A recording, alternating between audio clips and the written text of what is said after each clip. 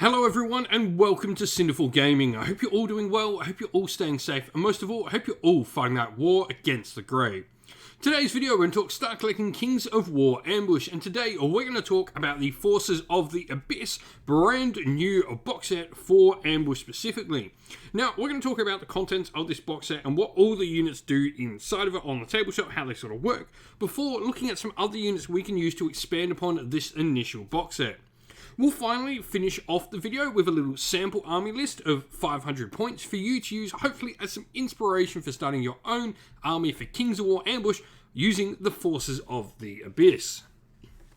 And so, to get us started, we get a Succubi regiment in this box set. Now, Succubi are a nice little sort of pseudo-elite option for us. Now, they have troops with 15 attacks, or regiments, which we have in the box set for 20 attacks, and melee and defense 3+. So they're pretty good offensively, not that great defensively. They do have Ensnare, Fury, and Stealthy, which is a nice variety of different special rules to have on a unit. This is going to allow them to get a bunch of different abilities off and just really help protect the unit as well. And so, first of all, we have the Ensnare rule, where melee attacks against the target unit's front will suffer a -1 to hit. We'll then have the Stealthy rule as well on the unit, where this will provide range attacks against this unit suffer a -1 as well. So, -1 to hit them in the front, -1 to shoot them is really cool. And then they've also got Fury on them as well, where while wavering, this unit can still declare a counter charge, which is really nice. They also have the ability to upgrade to get a Succubi Lurker, which can gain the Pathfinder ability for the unit. And what this one does is the unit treats no movement penalties for difficult terrain, simply treating it as open terrain for movement. Pathfinder units are also not hindered when making a charge move through difficult terrain, so it can be a really nice unit.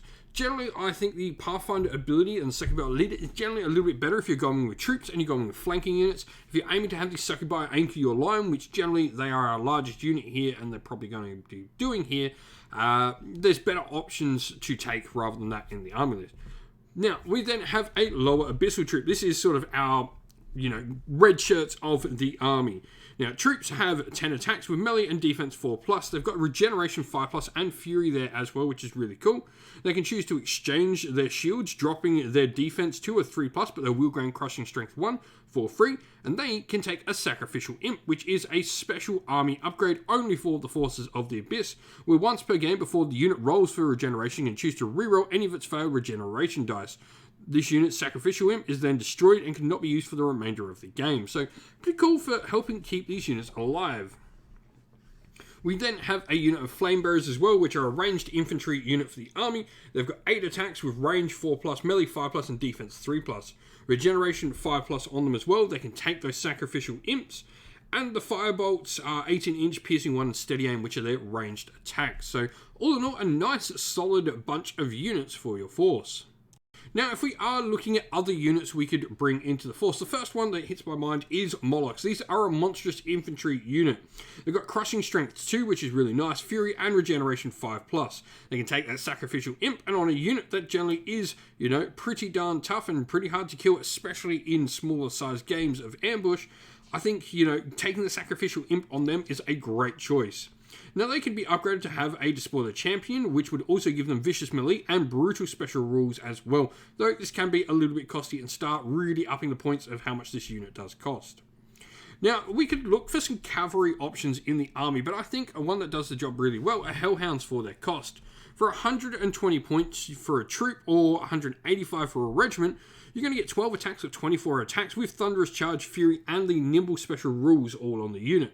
Melee and Defense 4+ is pretty solid for a unit this cheap. I think they're a really solid unit. Now, if we're looking for maybe something a little bit more maneuverable and maybe a flanking unit available to the army, Gargoyles are certainly a good choice. Troops come in at 85 points, 10 attacks, melee 4+, with defense 3+, but it's regeneration 4+, fly and nimble, those joining keywords there that really make this unit nice and versatile on the tabletop for us with our Forces of the Abyss. They can be a great harassment unit on the flanks, or even picking off enemy artillery or character wizards sitting at the backfield. Lastly, if we're looking to add maybe a character to our force, the Abyssal Champion for me is the way to go. It's a spellcaster 0, but it can take the Lightning Bolt 5 spell, which is really cool, some nice range damage, and it can also take Wings, which increases its speed to 10 and gives the model fly. It has melee 3+ and defense 5+ with 5 attacks coming out of it. It's got crushing strength, fury, inspiring, mighty, and regeneration 5+, so a really solid, hard-hitting piece for your force. And so this is the sample army list we've gone for the Forces of the Abyss here. Now, obviously, we've got that regiment of Succubi. For me, sticking them in a regiment, this saves you a bunch of points from having 2 troops, but this is going to be where we sort of anchor our line. The lower Abyssals and the Flame Bearers will provide nice little protection on the flanks to our Succubi units, stopping us getting outflanked and hopefully blocking up any zones, while the Flame Bearers can also, depending on how the table is laid out, provide some fire support. The Molochs here are the heavy hit as well. Hopefully the Succubi can sort of, with all their minuses to hit and all their cool rules, they can hopefully survive getting charged. We've got the Molochs here, which are going to be our offensive unit. They're going to be able to move forward and do the damage for the force, especially with that Sacrificial Imp. Even if they get hit, hopefully we can use that once per game when they get hit, when we don't want them to potentially survive that hit. We're a perfect 500 points with 4 regiments and troops and no spending on any unlocked units. 1 regiment, 3 troops, all we've got in the force.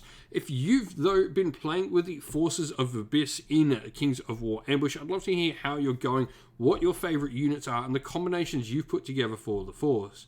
I think the Forces of Abyss definitely have some really fun options to play around with, and the box set that you've got here for the Forces of Abyss is a really solid start. And so that is the end of the video. We hope you all enjoyed it. If you did, please don't forget to leave a like and subscribe to the channel if you haven't already.